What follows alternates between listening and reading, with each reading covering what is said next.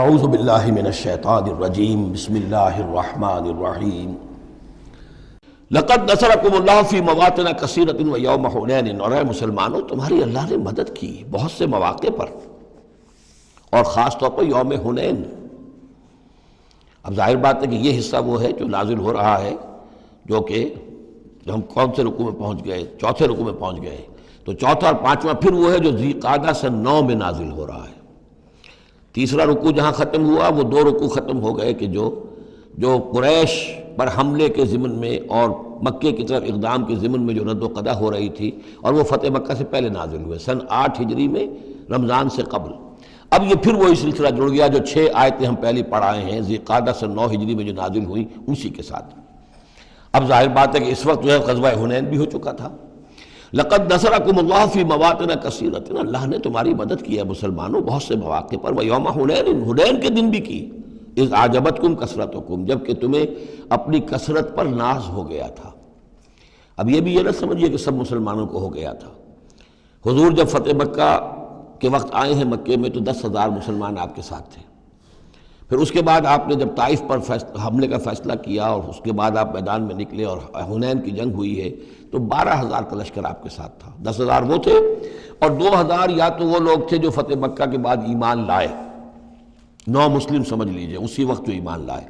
اور یا ابھی وہ مشرک ہی تھے لیکن چونکہ اب وہ رعایا ہو گئے مسلمانوں کی تو وہ بھی گویا کہ شریک تھے اس میں ان کے خادموں اور معاونین کی حیثیت سے۔ 12,000 کا یہ لشکر جب گزر رہا تھا ایک وادی سے، اور اس وادی کے دونوں طرف پہاڑیاں تھیں، تو جو تیر انداز تھے اور وہ بہت ہی نشانے والے لوگ تھے، تو انہوں نے مورچے بنا رکھے تھے پہاڑیوں کے اوپر، ان کے اوپر سے تیروں کی بوچھاڑ آئی ہے، تو یہ نشیب میں ہے، وادی میں ہے، اوپر سے بیراج آ رہا ہے، اس کے نتیجے میں بھگدڑ مچ گئی۔ بعض روایات میں تو آتا ہے کہ حضور کے ساتھ صرف 30-40 آدمی رہ گئے، علامہ شبلی نے یہی لکھا ہے 30-40 آدمی رہ گئے، لیکن سید سلیمان ندوی نے پھر اپنے استاد سے اختلاف کرتے ہوئے اسی میں سیرت النبی میں نوٹ دیا کہ نہیں 300-400 آدمی رہ گئے تھے، لیکن 300-400 آدمی بھی رہ جائیں 12,000 میں سے تو بھگدڑ بہت بڑی۔ اس وقت پھر حضور خود اپنی سواری سے اترے ہیں، علم اپنے ہاتھ میں لیا ہے، رجز آپ نے پڑھا ہے، انا النبی لا کذب انا ابن عبد المطلب، میں نبی ہوں اس میں کوئی شک نہیں، چاہے یہ 12,000 میرا ساتھ دے تب بھی نبی ہوں، کوئی ساتھ نہ دے تب بھی نبی ہوں، اور میں عبد المطلب کا بیٹا یعنی پوتا میدان میں موجود ہوں۔ اس پر پھر یہ کہ آپ نے لوگوں سے کہا کہ پکارو الیہ یا عباد اللہ، الیہ یا اصحاب الشجرہ، الیہ یا اصحاب البدر، کہاں جا رہے ہو اے بدریوں، کہاں جا رہے ہو اے جو صلح حدیبیہ کے وقت جنہوں نے مجھ سے بیعت کی تھی موت کی، بیعت رضوان، کہاں جا رہے ہو؟ پھر لوگ پلٹے ہیں، پھر فتح ہو گئی۔ اذ اعجبتکم کثرتکم، جب کہ تمہیں اپنی کثرت پر ناز ہو گیا تھا، فلم تغن عنکم شیئا، تو وہ کثرت تمہیں کچھ نہ بچا سکی، کچھ کام نہ آ سکی تمہارے، وضاقت علیکم الارض بما رحبت، اور تم پر زمین اپنی پوری فراخی کے باوجود تنگ آ گئی، تنگ پڑ گئی، تنگ ہو گئی، ثم ولیتم مدبرین، اور پھر تم پیچھے پیٹھ موڑ کر بھاگے۔ ثم انزل اللہ سکینتہ علی رسولہ، پھر اللہ نے نازل فرمایا اپنی طرف سے سکون اور تسکین اپنے رسول پر، وعلی المومنین، اور اہل ایمان پر، وانزل جنودا لم تروها، اور اس وقت بھی اللہ نے ایسے لشکر بھی اتارے جنہیں تم نے نہیں دیکھا، وعذب الذین کفروا، اور عذاب دیا کافروں کو، وذالک جزاء الکافرین، اور یقیناً یہ کافروں کا بدلہ یہی ہے۔ ثم یتوب اللہ من بعد ذلک علی من یشاء، پھر اس کے بعد بھی اللہ تعالیٰ توبہ نصیب فرما دے گا اپنے بندوں میں سے جس کو چاہے گا، اللہ غفور اور رحیم ہے۔ یا ایھا الذین آمنوا انما المشرکون نجس فلا یقربوا المسجد الحرام بعد عامہم ھذا،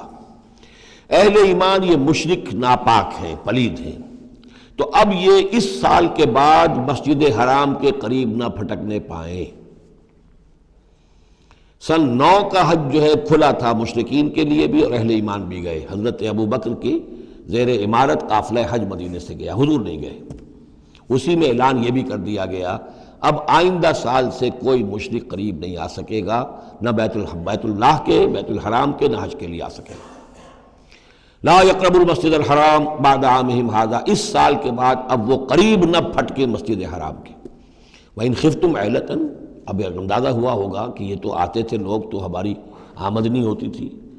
حاجی آتے تھے، قربانیاں کرتے تھے، کچھ اور نذریں چڑھاتے تھے، چڑھاوے چڑھاتے تھے، تو ہماری آمدنی ہوتی تھی۔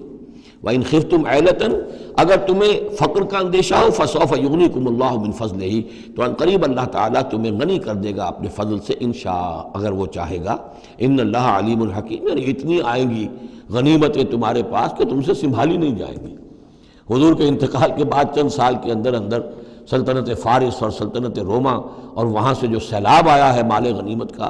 تو حضور نے تو یہی فرمایا تھا کہ اے مسلمانوں، اس دنیا سے جاتے ہوئے آپ نے فرمایا تھا کہ مجھے تم پر فقر کا اندیشہ نہیں ہے، مجھے تو اندیشہ اب یہ ہے کہ تم پر دولت کے انبار آ جائیں گے تمہارے قدموں میں، اور پھر تم اس دولت کی وجہ سے ایک دوسرے کی گردنیں مارو گے۔ صدق اللہ العظیم۔